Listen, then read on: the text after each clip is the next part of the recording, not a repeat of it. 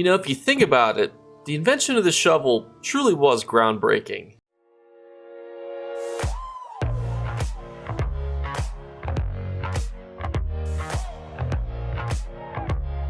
What's going on, YouTube? Last day, hopefully, with the studio not being set up here because I'm going to finish it after this video. But importantly, we have our July guide for today because the Elder Scrolls Online is pulling out no stops for the month of July. So not only do we have all of this juicy information here to break down, we also have our crown store for the month of July, which normally people think, crown store, why do I care about that? Well, it also determines what monster sets we're going to be able to farm to get us a lot of money, and I will hint to you that there is a really good one in store that's in there for the first time ever, meaning there's no previous sales on it, which means that you could probably sell it for a good bit of money now, and it's not going to be back in store for a while, so you can sell it in the future for even more. But let's start at the beginning. And let's just break down everything we have on here. So just by logging in for 2 days in a row, I know, very difficult, you're going to be able to claim the Clockwork City DLC. Pretty good deal for you. Is the Clockwork DLC very good? I will tell you now. Story-wise, it is awesome. It is also a continuation of the Vardenfell story, which is a free-to-play storyline that you guys can already go and complete. And it leads into Somerset, which is my favorite storyline, and it's kind of a triad of storylines. Not only that, it also gives you access to a transmute station if you don't have access to one, so that's pretty important. It's got decent sets that you can farm for gold, and overall, it's just a decent zone to have in your belt. So definitely worth getting for free. Then we have a free recall that you can earn. All you have to do, super easily, barely an inconvenience, is you just have to complete the Vardenfell storyline. Literally, the perfect segue is you complete the Vardenfell storyline, then you just mosey on into the Clockwork City storyline. Bada bing, bada boom. And the really nice thing about this also is that not only are you getting a free recall, but a lot of people have been asking, what if I've already done it on a character? Just log into that one and you're done. It's just that easy. You don't even have to worry about doing it again. A lot of people seem to think that you have to redo the storyline. You do not. Don't worry. Next, we have the Chaos Ball Weekend, which, you know, it's Chaos Ball. 25% more AP is definitely good. That's 25% more gold, essentially, that you are earning. So can't complain about it. It also means that you're leveling up your Alliance point skill line faster, but Chaos Ball can be pretty annoying to play sometimes, especially if everybody knows it's going to be Chaos Ball. It means you're going to be going against a bunch of beefcakes who are just going to be looking to hold on to them balls, and not in a good way. Then we hawk over to the ESO Tavern, which is an in-person event, so I'm not going to go into too much detail here. In fact, I'll just link it in the description below, just because obviously quite a few of us aren't going to be able to go. I personally am not attending, so if you're interested, you probably already know all about it because you've looked into it. So let's jump into our in-game bonus, which from July 18th to the 23rd, we have a 100% bonus to experience, which is just fantastic. Who doesn't love being able to level up twice as fast? Always bothered me that they did it percentage-wise as opposed to just saying 2 times XP, but I guess it makes sense because that way if you are using a 25% or 50% XP scroll or whatever, you can see how it all stacks together. But I always thought it was a bit weird that it's the 100% XP boost event and not the 2 times XP boost event. Then the Alienware event, receive a free costume and 3 XP scrolls. Learn more at www.aw.gg/arena. Still waiting to see a little bit more about that. I don't know if that means you have to have an alien in your wares or how that works, but it does segue us into the beefy event here, and that is Jakeclips Mayhem. Probably, if not my favorite ESO event, will be returning July 25th through August 6th, and I absolutely love this event. And let's talk about why it's good, and let's do a quick breakdown on Jakeclips Mayhem. And the beautiful thing about Jakeclips Mayhem is it's not overly complicated in what it does, because essentially everything you do, you just get more Alliance points. So let's break down how you get your tickets, how you get your reward boxes, and what's in those reward boxes very briefly. We will have a Jakeclips Mayhem dedicated video, that way this doesn't become too long. Let's talk about your 2 event tickets and then your 1 event ticket, because by completing any Cyrodiil or Battlegrounds daily quests, you're going to get your 2 event tickets, and then you will get 1 event ticket for completing the Imperial City daily quest. Now, sometimes this confuses people.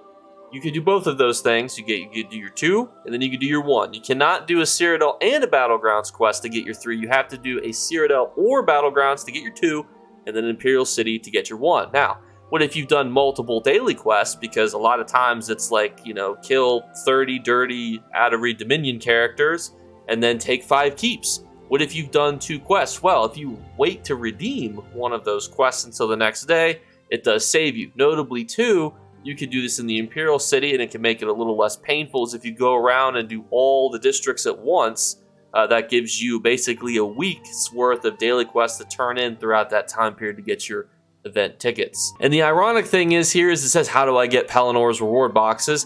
The answer is you just get alliance points. So yes, it gives some great suggestions here, like do your daily Cyrodiil quests, do your daily Battlegrounds quests, Imperial City quests, scouting, battle, warfront, conquest missions, or just, you know, take an Elder Scroll. You know, let's just go ahead and take one of those bad boys. Become the Emperor, why not? But you can actually simplify it even more. Just acquire alliance points. Just go out there and suck up as much AP as you can from the enemy by reducing their health to 0 and reducing their keeps flags to nothing, and then you put your keep flag up. It's just that simple. Also, doing Battlegrounds. Winning Battlegrounds is also fantastic, and it's even more notable because it makes it easier to level up characters from 10 to 50. It's very fast experience. You're going to get significantly more alliance points, which alliance points can be given from one character to another, used to purchase some really valuable things, which we'll break down more in our dedicated White Strikes Mayhem video. But overall, it's just going to be fantastic for you to do, and I highly encourage you to do it. And that's whether that be going into the Imperial City, acquiring Telvar, because that's going to be fantastic. Whether it's collecting alliance points by taking keeps in Cyrodiil, becoming the Emperor, killing hooligans, running the AP train, or whether it's just doing Battlegrounds in between all your other hooliganism. And then as you're doing all sorts of activities, queuing into different Battlegrounds matches, you're going to be getting a ton of experience, rewards, and alliance points. But I can hear you wondering, what is in these reward boxes that makes this event so good? And to that I would say, 1, don't forget that just flat out alliance points is great. It's like getting gold. Second thing is that you're going to be getting these Palinor's reward boxes, which are going to contain the new style page, transmute crystals, alchemy re-ingredients sell for buku bucks, especially on PC, PvP equipment, motifs, Cold Harbor siege weapons, prismatic runes, which do not sleep on the prismatic runes. I know some people who just let them sit in their craft bag, and my best friend, I was looking through his craft bags, he's like, do I got anything good in here? And I was like, let's look, see if you got mundane runes, heartwood, and I'm like, you've got like 50 prismatic runes. You can basically buy whatever you need to buy. Just sell these. So if you've been farming Midyear Mayhem, you may have these prismatic runes. Think of the Hijakus. Those are to be the big ones. And then Books of Palinor, which are your housing items. Also note too that Imperial City bosses have a chance to drop specific style pages as well, which also sell for the big money. Generally, if you're in the Imperial City, you want to farm the world bosses, but also keep in mind that if a lot of people are farming it, the Telvar is going to be significantly reduced. And unfortunately, it can be a little bit finicky sometimes because it just boils down into Alliance versus Alliance, and you can never get a world boss that's not on cooldown, but overall, still a fun experience. It's still the PvP time of ESO, which is always a fun time to be around. And now we must transition to the ESO Crown Store to talk about our arms packs, because these have outfit styles that we are able to farm. Because from July 1st through July 8th, so this week right now, you're able to get the Balorg's head and shoulder piece from different types of content. Let's break it down because this always confuses people a little bit. So if you were like, Jake, I really want to go out and get the Balorg's style helmet. How do I do it? Well, first thing you're going to need to do is just farm Veteran March of Sacrifice. It can be a little bit annoying. It's a bit of a mechanic heavy dungeon, but a lot of times the mechanics can be skipped by killing things quickly, because you can't do mechanics if you're dead. And that also translates to PvE bosses. So if you're not worried about mechanics, just worry about having really high DPS, and then you won't have to worry about any mechanics at all. And it'll be super easy, barely an inconvenience. So just every time you farm March of Sacrifice, every single person in that dungeon will have a good chance to get a monster set style, which is the Balorg style, because you are farming March of Sacrifice during this time window. If you farm this on July 9th, your odds are 0. If you farm this on June 30th because you went back in time for some reason, your odds are 0. So, you farming it on Veteran, all of you and your friends have a decent chance to get this style. How can you increase your odds? Well, you can increase your odds by having Hircine's Champion as an achievement. What is that achievement? Well, it's actually the same for every single arms pack, and that is, it is the hard mode clear. So by having this achievement of clearing this dungeon at any point in your ESO career, which could be right now, you have a better chance to get your monster set style page by getting this achievement at some point, or you may already have it. It's the same for everybody in the dungeon. So if you've got 3 hooligans with you, like if I bring my friends in there, and they're not Hircine's Champion, it actually behooves me to make them Hircine's Champion. That way I can then, we all have better odds to get this item, therefore increasing our odds overall. This actually also translates to the shoulder. So the shoulder can be purchased for 50 Undaunted keys outright, which is a scam. I mean, I understand, people don't want to gamble, but every time you buy the Urgalurk's Mystery Coffer, you're not only getting a monster set shoulder, which you could very well use, you're also rolling for mercenary motif style pages, you're getting even little things like soul gems, which have shot up in value recently. You're at least getting more bang for your buck, because you gotta remember, every currency in ESO has value. Please don't waste 50 Undaunted keys on a simple shoulder. But it actually is the same. So by rolling for these mystery coffers, your odds of actually getting the Balorg style shoulder, because again, the shoulder drops from Urgalurk, the helmet comes from the dungeon itself, you're increasing your odds by having Hircine's Champion. So it actually behooves you double behooves you to actually have this achievement if you're either A, trying to get the shoulder piece, or B, trying to get yourself the helmet. So that would be my suggestion. Make sure you have this achievement, and then go farmer with a bunch of hooligans, and then hopefully one of you guys gets Balorgs. And just to give you a tiny frame of reference, because everybody has now seen that this is going to be coming up here on the horizon, this is what people are listing their Balorgs for right now on PC. So you can see the shoulder, 500,000 to 1 million, and then about 2.5 million to 3.2 million. So you got to remember, obviously, people are probably going to try to dump it right before they're released.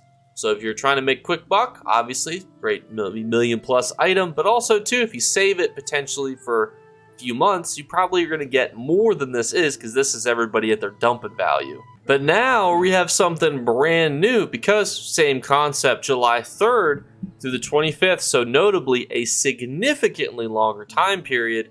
If you kill the blind from Veteran Bedlam Vale, you are actually going to be getting a brand new monster set style that has not been released before. Now, you might think to yourself, Jake, how does that work? Well, as we've seen just above, Balorg's was highlighted. Every time a new dungeon is added to the game, at some point they find themselves on this rotating list of things that you're able to go out, kill, farm, etc. Every dungeon gets on that list at different points. That is no exception for Veteran Bedlam Vale, because now it is its turn to be highlighted. So everything stated applies from what we talked about above, so I'm not going to bore you with the same details, except that this is a brand new monster set as well as shoulder, meaning that this is going to be a bit of an unknown value, because while we don't know exactly how the value is going to be, we do know that it's going to be a while probably before it comes back, meaning that in 6 months, when all of the hype has died around, how many people are going to be selling this item, you're probably going to be able to make a good bit of money. Even in the short term, you're probably going to be able to make a good bit of money just because of how new it is and how many completionists there are. And if you're curious, this is what it looks like, which is very unique, and it's always hard to gauge how valuable something will be. Generally, it's a mixture of coolness with difficulty, so harder veteran dungeons, people are less likely to farm it. Also, long time periods, and people have a longer time period to farm it. How is its value going to shake up? I don't know for this specific item how it's going to look, but what I will say is it's brand new, probably worth a gamble if you're feeling frisky. But then, guess what? There's another one from July 15th through the 22nd. There's the Vukhel arm pack, which you can get from Veteran Moonhunter Keep.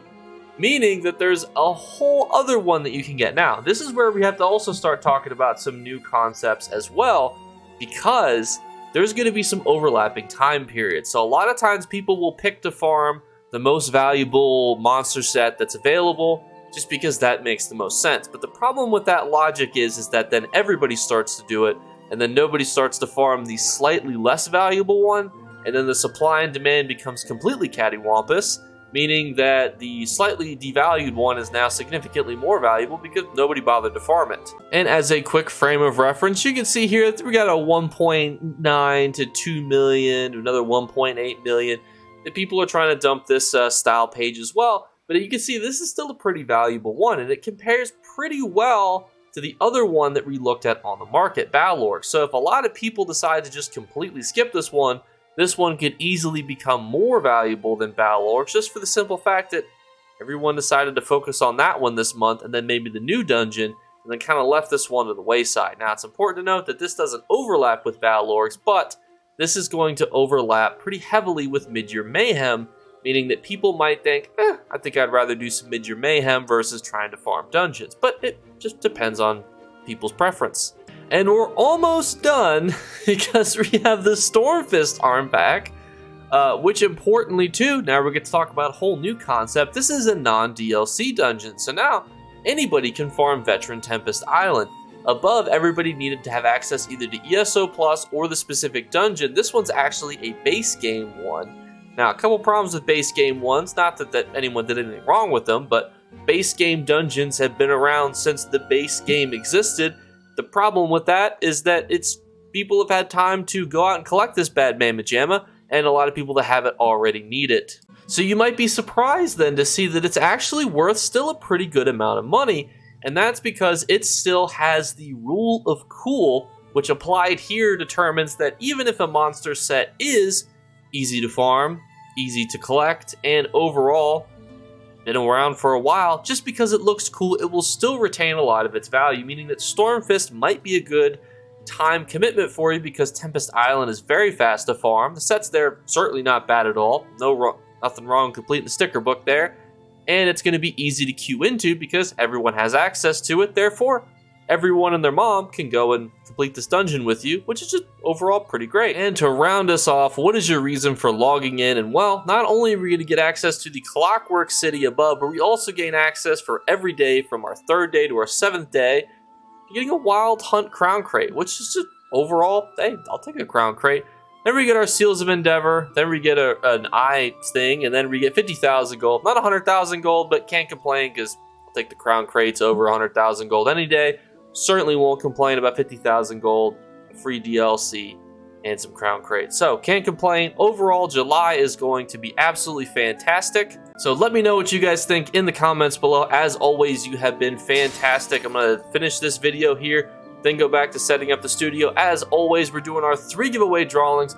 All you have to do to enter is leave a comment in the comments below. Every single comment that is not removed for spam, please don't link anything super sketchy, will be added into the drawing. Then just be subscribed. The easiest thing you could do is be subscribed on YouTube, following on Twitch, and following on Twitter. Each one of those will give you an entry, and then a random word will be flashed upon the screen. If you're the first person to comment that word, there'll be a slight audio cue to make it a little easier for you guys to notice, especially if you don't watch the videos with your eyeballs.